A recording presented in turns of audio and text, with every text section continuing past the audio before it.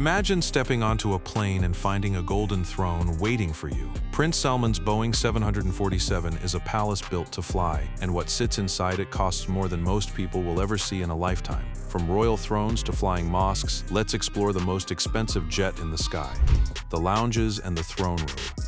When you step aboard this aircraft, the first thing you notice is that it does not feel like an aircraft at all. The entry and reception areas are built to feel like a royal majlis or a five-star hotel lobby lifted into the sky. There are no rows of seats. There are no overhead bins packed with carry-ons. There is space, and there is silence, and there is the slow realization that you have walked into something closer to a home than a flight. The Boeing 747 is one of the largest passenger aircraft ever built. A normal version of this plane carries hundreds of people. This one was stripped down to the metal and rebuilt for a single family and their guests. That choice alone tells you everything. Hundreds of seats became a handful of rooms. The cabin width and the high ceilings, including the famous upper deck hump, were kept open on purpose so the space could breathe. Look at the walls. They are lined with polished wood. Sources describe rich mahogany, exotic veneers, and custom inlays carrying Middle Eastern patterns. The wood gleams under custom LED mood lighting, and that lighting can change. It can drop into a warm glow for rest. It can rise into a brighter setting for conversation or for work.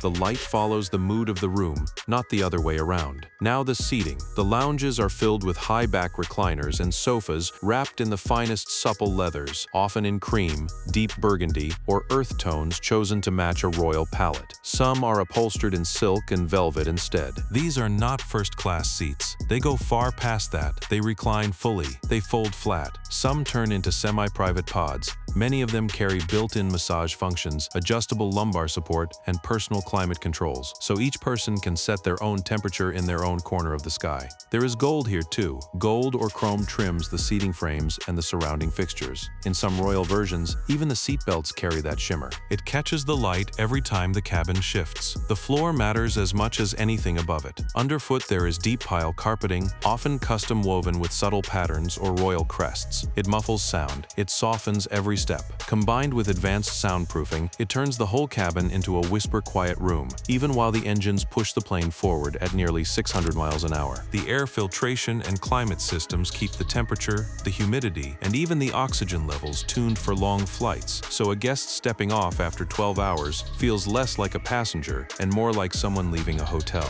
In comparable Saudi royal jets, including aircraft linked to Prince Al Walid bin Talal that set the standard for this fleet, the lounges often include throne-like accent chairs or a commanding central seat for the principal, with grouped seating around it for family, advisors, or guests. Large screens, high definition or 4K, are built into the bulkheads or drop down from the ceiling, feeding from media libraries, live satellite, or secure communications. The space can host a quiet welcome on boarding, a relaxed afternoon mid-flight, or a low-key diplomatic talk. The furniture is modular, so the room can be rearranged for the size of the group. For a large entourage flying with the Crown Prince, the lounge holds dozens without feeling crowded. Then you move deeper, and you reach the room that gives this aircraft its name as a flying palace, the throne room. This is the centerpiece. It is built to do more than seat someone. It is built to project authority at altitude. The design pulls directly from the traditional Saudi majlis, the council and reception halls of historic palaces, rebuilt to fit inside an aircraft. At the center sits the throne itself, an oversized custom armchair or raised seat placed for full command of the room.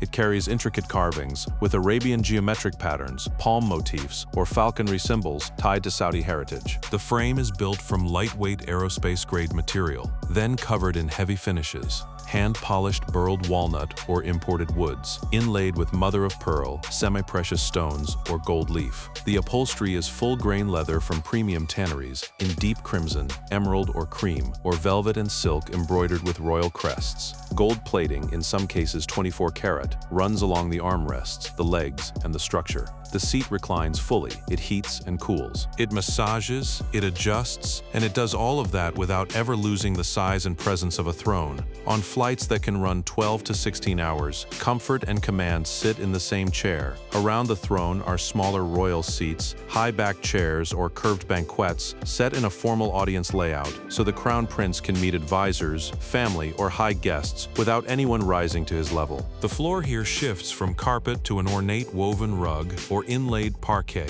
that echoes a palace on the ground, all locked down for pressure and turbulence. The lighting is its own work. Dimmable multi-zone systems can copy daylight, sunset, or a sharp accent beam on the throne alone. Where the layout allows, panoramic windows use electrochromic glass that darkens for privacy and glare. Hidden screens handle briefings. Noise-canceling systems make the room feel like a still chamber rather than a cabin. Scent systems may push oud or traditional Arabian fragrance into the air. Side consoles hold secure devices, tablets, or symbolic pieces like a ceremonial dagger or a royal seal. Every part of this was built by specialist completion houses such as Lufthansa Technik or equivalent partners, so it meets strict aviation safety rules while staying at palace level. The result is a floating throne room where state affairs happen in the air. The master suite and guest bedrooms.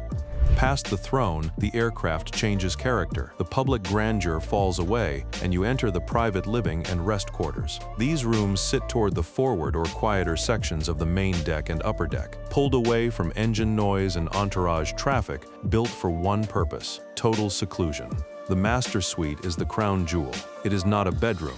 It is an apartment in the sky, closer to a presidential suite in a ground palace than anything you would expect to find on a plane. Walk in and the room opens up, using the full width and height of the 747's cabin. At the center is a full king-sized bed, or larger in custom builds, dressed in high-thread count Egyptian cotton or silk in white, ivory, or soft royal tones. The mattress is bespoke, made by elite manufacturers with pressure relief technology, adjustable firmness, and built-in heating and cooling tuned to fight jet lag and protect deep sleep at cruising height. Beside the bed sit nightstands cut from rare woods with gold or mother-of-pearl inlay, holding discrete controls for the lighting and the window shades. The walls and ceiling are covered in hand-selected burled wood, lacquered finishes, or soft leather panels, accented with Arabian geometric patterns or quiet royal insignia. The lighting works in layers. There is a soft, warm glow for reading. There is a brighter setting for dressing. There is even a starlight-like effect for winding down. The windows are large and electrochromic, with full blackout, so the room can flood with a panoramic view or seal itself into total privacy in a moment. The soundproofing is heavy, with active noise cancellation, turning the suite into a cocoon even at full speed. Storage is built in but kept luxurious. There are walk-in closets with automated lighting and cedar-lined drawers for clothing, custom luggage, and accessories. A dressing area with a large illuminated mirror finishes the residential feel. Many versions of this suite include a small sitting lounge inside it, a sofa or chaise in velvet or leather with a low table, for a private conversation or light refreshment without ever leaving the room. The climate control runs the temperature, the humidity, and the air quality, and can release calming scents like oud or sandalwood. Attached to the suite is the en-suite bathroom, and it raises the bar again. It is spacious far beyond any aircraft standard, with heated marble or onyx floors, gold-plated or brushed brass fixtures, and a full standing shower with a rain head, body jets, and steam functions. Where weight and structure allow, there is even a deep soaking tub. The counters are exotic stone, holding crystal dispensers stocked with bespoke toiletries. The mirrors are anti-fog and large, with mood lighting that mimics natural daylight to help reset the body clock. The suite does not stand alone. Around it are multiple guest suites or bedrooms, built with the same care but scaled for companions, family, or key advisors. There are usually 2 or more. Each has a queen or full-sized bed with premium mattress and linens, its own en-suite with showers, marble vanities, and gold accents, and its own climate and entertainment controls. They are a touch smaller than the master, but they hold the same palace-level finish: wood veneers, plush carpet, large screens for entertainment or secure briefings, and full storage. In larger royal builds, some guest areas include convertible seating that turns into extra sleeping space, so the entire entourage rests in comfort without breaking the hierarchy of the cabin. Through all of these rooms, the technology stays present but hidden. There is satellite-based high-speed Wi-Fi and encrypted communication. There are personal entertainment systems carrying films, music, and news. There is even biometric security on access. Every surface is chosen for how it feels and how it looks, from the deep carpet to the hand-stitched detail on the furniture. The specialist firms who built it made sure all of it meets the rules on safety, weight, and fire resistance, while still landing at 5-star living and beyond. This is the part of the jet where the Crown Prince and his guests stop being travelers and start being residents. The throne projected power. These rooms hand it back to rest. The spa bathrooms and the wellness spaces.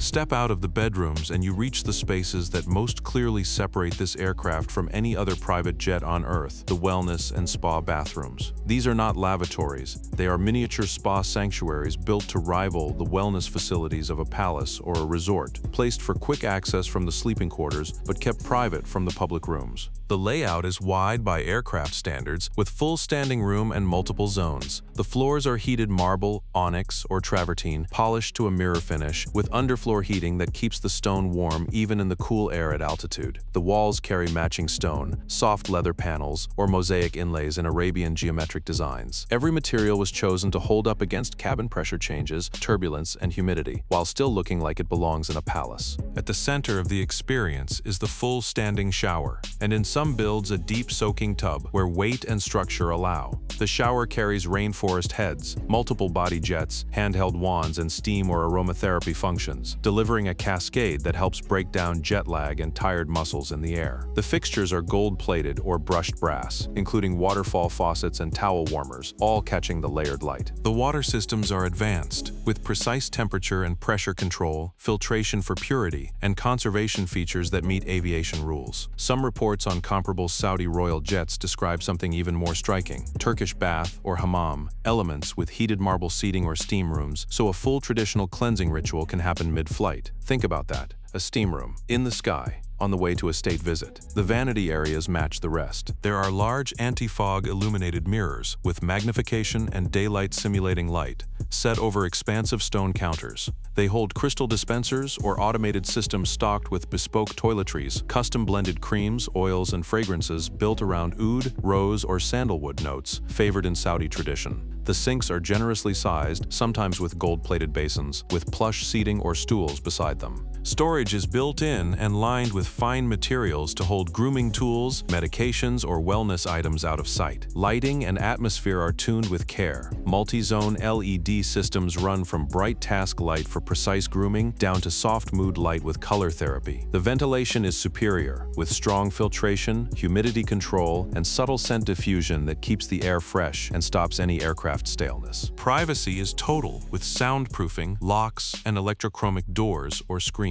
In the master configuration, the bathroom connects straight to the suite through a short passage, working as a true en-suite spa. For the rest of the entourage, the guest bathrooms hold the same core luxuries at a slightly smaller scale: marble accents, gold hardware, full showers, premium amenities. In larger royal 747 builds, like those linked to Prince Al-Walid bin Talal, these spaces tie into a whole wellness ecosystem, with relaxation zones nearby and shared climate control with the master bedroom. Every detail, from antimicrobial surfaces to hand-stitched towels and robes embroidered with royal motifs, was built by specialist completion centers, balancing this level of luxury against strict safety, weight, and fire standards. But the wellness story does not end at the bathrooms. Toward the back of the aircraft, the journey climbs into the additional wellness extensions, and this is where the line between a plane and a destination disappears completely. These spaces build on the spa bathrooms with a dedicated relaxation or Turkish hammam-style zone, with heated marble loungers, steam capability, massage tables worked by onboard therapists, and aromatherapy infusions. Some builds carry immersive wellness pods with projection systems that fill the walls with calming natural scenes, an idea drawn from advanced concepts in Lufthansa Technik designs favored by Middle Eastern clients. There are full-body massage chairs. There are even compact fitness areas with resistance equipment adapted for flight. Throughout all of these zones, the air is managed with purpose. There is air purification, there is oxygen enrichment, there is circadian lighting designed to fight jet lag and keep the body and mind at their peak for the moment the doors open on arrival. A guest can step off this aircraft after a transcontinental flight not drained, but recovered. That is the whole point of these rooms. The jet does not just move its passengers across the world, it restores them while it does it. The kitchens and the banquet hall.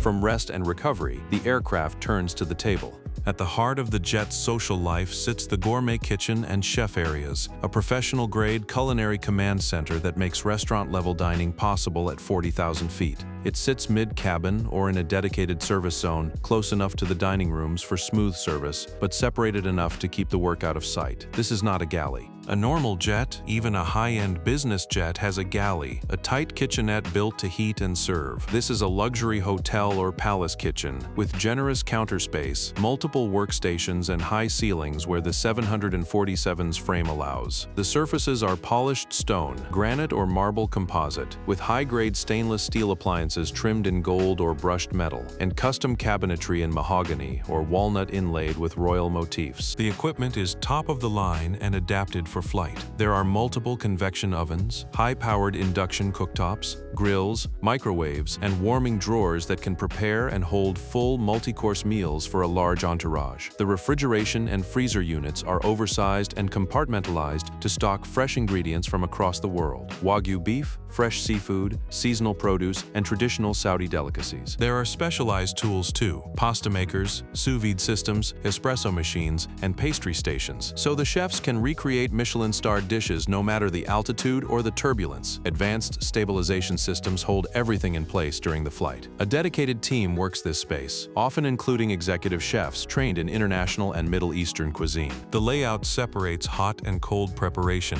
includes commercial-grade dishwashing, and holds storage for fine china, crystal, and silverware, much of it embossed with royal crests. The ventilation is powerful, but near silent, with filtration that strips odors and keeps the cabin air clean. There are even climate-controlled cellars storing fine vintages, non-alcoholic alternatives, and traditional drinks, all locked down for safe service. Touchscreen recipe systems and tablets link the kitchen directly to the dining room and the principal's suite, so the menu can change in real time. In royal builds modeled on examples like Prince Al-Walid bin Talal's aircraft, these kitchens can support banquets for dozens, turning out Middle Eastern mezze, grilled specialties, international fusion, and custom dietary dishes. It runs to halal standards and times service around prayer. This kitchen does not just feed people, it carries palace hospitality into the sky, and the meals it produces are served in a room built to match. Flow out of the kitchen and you reach the formal dining and banquet spaces, the social and diplomatic peak of the aircraft. This is where family dinners, high-level talks, and full banquets happen in the air.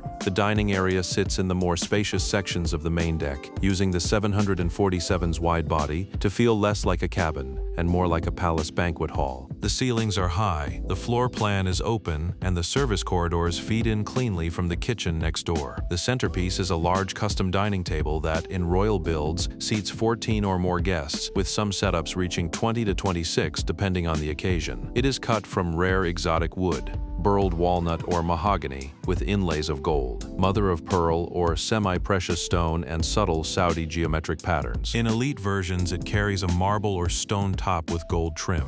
It is engineered to hold against flight forces with extendable or modular sections, yet it still looks like it is floating. Around it sit 14 or more high-back dining chairs, upholstered in full-grain leather, velvet, or silk in burgundy, cream, gold, or earth tones. They are built for multi-hour banquets with ergonomic support, adjustable positioning, and gold-plated or chrome-accented frames. Many hold built-in controls for personal lighting, entertainment, and climate. The seat belts are concealed inside the design. The room around the table builds the palace feeling. The walls carry polished wood paneling, hand-applied gold leaf, and inlays of falcons, palm trees, and arabesques. The carpet is custom woven with royal crests. The lighting runs through chandeliers or recessed LED systems with crystal elements, fully dimmable from an intimate dinner to a grand reception. Electrochromic windows open or seal the views, framed by heavy drapery. The table settings turn every meal into a ceremony. There is bespoke fine china with 24-karat gold rims and royal monograms, hand-cut crystal from houses like Baccarat, and silver or gold-plated flatware, with fresh floral or traditional Saudi centerpieces. Service moves through discreet staff pathways. Hidden screens deploy for toasts or presentations, and secure communication is built in for state business. The soundproofing keeps every word private. The room can shift from a banquet to a conference in minutes, holding a full diplomatic delegation in proper order. Here, the Crown Prince can host world leaders, family, or advisors thousands of feet over the ground. The prayer hall, the conference suite, and the cinema.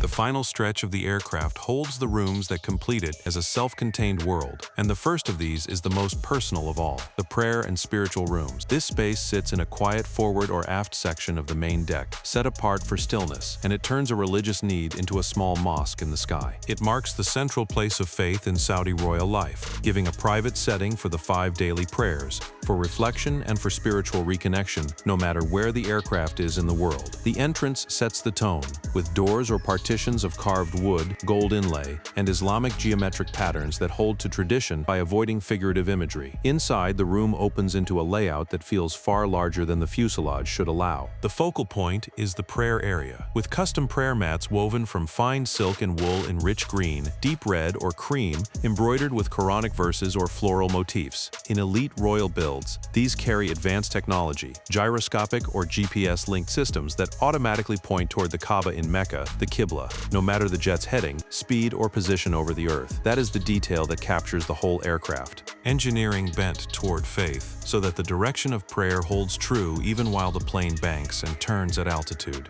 The walls carry lightweight, sound-absorbing panels covered in fine fabric or wood veneer, built around a mihrab, the niche marking the Qibla, accented with gold leaf calligraphy and non-figurative Islamic art. The lighting is soft and diffused like lantern glow in a traditional mosque, adjustable for different prayer times. The floor uses plush carpet or marble-like composite, easy to clean and to keep ritually pure. The room holds more than space to pray. There is built-in shelving for personal copies of the Quran in gold-embossed covers, for prayer beads, and for other devotional items. There are discrete audio systems for the call to prayer or for recitation. There is fine-tuned climate control for comfort during ablutions or long devotion. Nearby, or built in, is a compact ablution station with marble sinks, gold-plated fixtures, heated water, and mirrors, allowing full purification without leaving the zone. The soundproofing seals out the engines. The air filtration keeps the space pure, and a faint trace of oud or attar can be released to deepen the connection to Saudi heritage. In royal builds like those linked to Prince Al-Walid bin Talal, the room can hold a small group for congregational prayer. For the Crown Prince and the royal family, this room is more than a convenience. It is a cultural anchor that lets daily religious practice continue without interruption during state visits, diplomacy, or personal travel.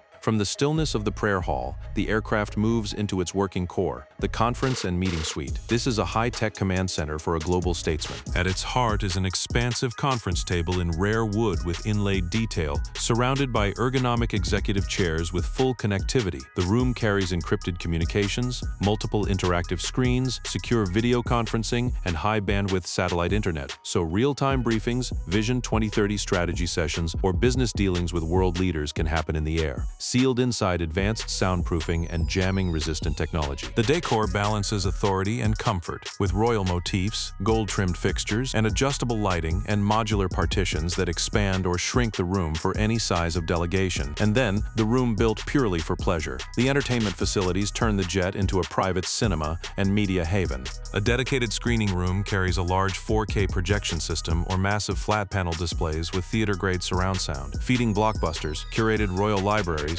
sports, or live global broadcasts over satellite. The seating reclines in tiered or conversational layouts, wrapped in leather and velvet with gold accents, with individual controls for light, climate, and even vibration reduction. In elite Saudi royal builds modeled on examples like Prince Al-Walid bin Talal's aircraft, these spaces stretch even further, with grand pianos, concert-ready acoustics for live performance, and libraries of rare books and digital archives, all wrapped in rich wood paneling, ambient light, and deep carpet. So step back and look at the whole aircraft one more time. It opened with a grand reception and a golden throne. It moved through a master apartment and guest suites. It held spa bathrooms, steam rooms, and wellness pods. It carried a palace kitchen and a banquet hall for 26. It closed with a flying mosque, a secure command center, and a private cinema with a grand piano. This Boeing 747 is not transportation. It is a flying palace, a sovereign world of its own, and it stands as one of the most expensive private aircraft ever put into the sky. Thank you for watching. If you enjoyed watching this video, click on one of the boxes playing on your screen to watch more similar content.